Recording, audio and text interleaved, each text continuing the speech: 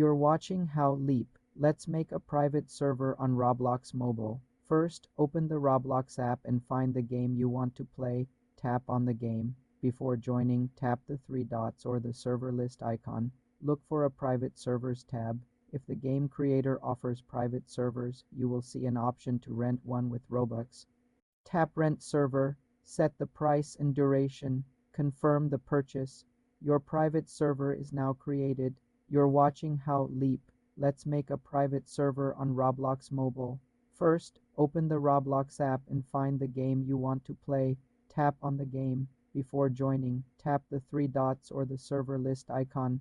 Look for a private servers tab. If the game creator offers private servers, you will see an option to rent one with Robux. Tap Rent Server. Set the price and duration. Confirm the purchase. Your private server is now created. You can invite friends by sharing the server link or making it VIP only.